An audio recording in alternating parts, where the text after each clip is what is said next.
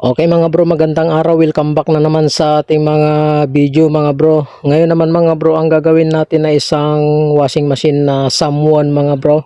Na 8.0 kg mga bro yung gagawin nating washing machine na ito. Ayan. Ayan mga bro. Bali ang naging problema daw nito mga bro, sabi ng may-ari ay ayaw daw mag-drain mga bro. Yung kanyang tubig nung tapos na siyang maglaba, sinubukan niyang i-drain. Ayan, sa kanyang drain knob ay ayaw lumabas yung tubig. So tignan natin mga bro kung mayroong tubig. Ayan, so bali ayan yung tubig niya mga bro, ayaw lumabas. Nung katatapos niya maglaba, nung may-ari ay sinubukan niyang i-drain. So naka-drain mga bro, ayan. Subukan nating ibaba yung kanyang hose kung lalabas yung kanyang tubig. Ayan mga bro, hindi lumabas yung kanyang tubig. Ayan, subukan natin. Normal, strong. So ulitin natin kung lalabas yung kanyang tubig. Ayan, hindi pa rin lumabas mga bro yung kanyang tubig. Ayan o, marami yung kanyang tubig, halos kalahati mga bro. Ayan, so bali ang gagawin natin ay i-check natin mga bro kung anong naging problema. Baka nalagot yung tali na humihila dun sa ating drain valve. Okay, subukan natin buksan mga bro. Tanggalin natin yung kanyang screw. Ayan.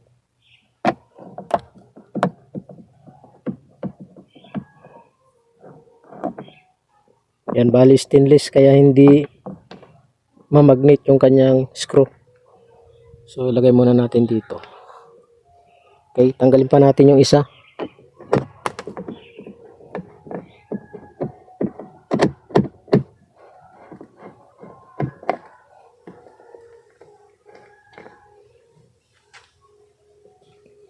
Ayan, subukan natin i-release itong ano niya. Ay, meron pa mga bro. Ayan o.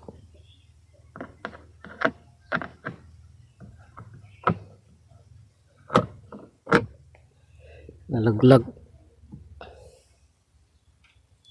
Meron pa dito sa kabila. Ayan.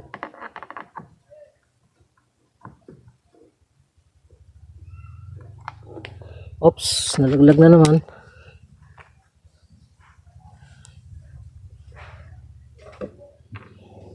Okay, subukan natin tanggalin.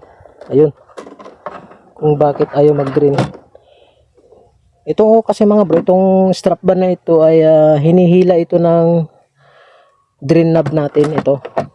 Kapag naka sit siya sa drain. Ayan o. So, halimbawa, hilahin natin kung may lalabas na tubig doon.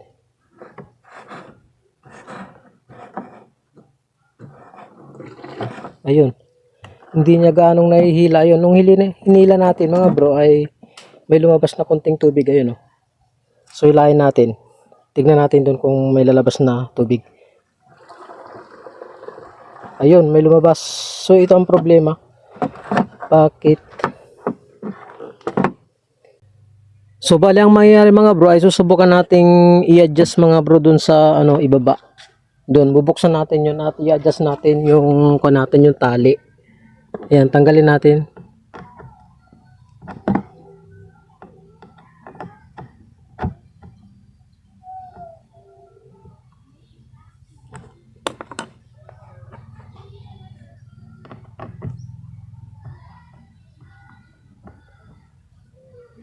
Ayan. So, tuklapin natin. Bali, nasira na yung kanyang warranty seal. Yan, dito tayo mag-a-adjust mga bro. Ayan o. So, tignan pa rin natin mga bro kung baka ano, subukan natin iangat natin kung mayroong ano, kung lalabas yung tubig.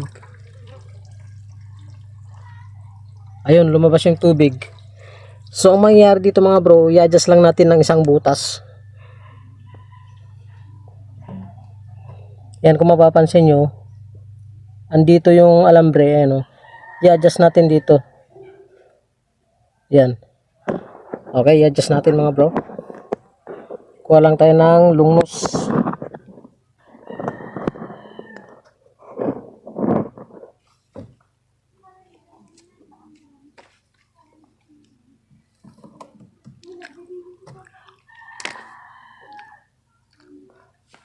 So para madaling may adjust pala mga bro ay tanggalin muna natin dito oh.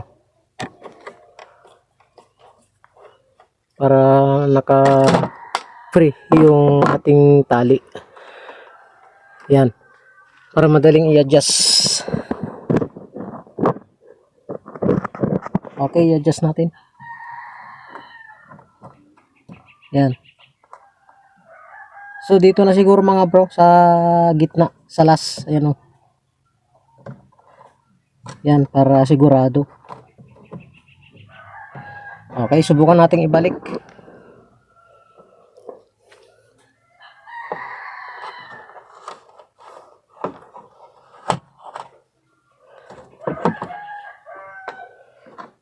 Balik natin mga bro yung tali natin.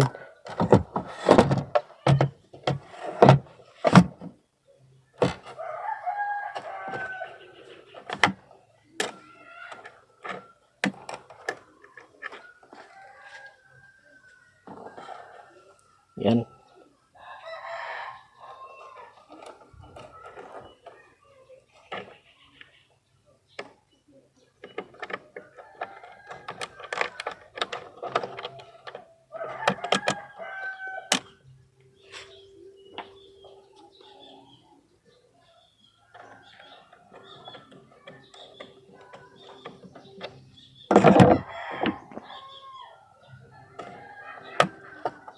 Yan, iayos lang natin mga bro para ano.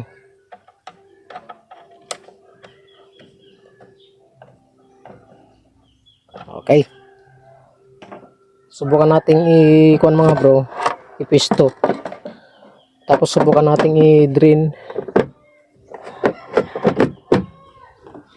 Okay, subukan nating i-drain ngayon mga bro, naka-normal siya oh.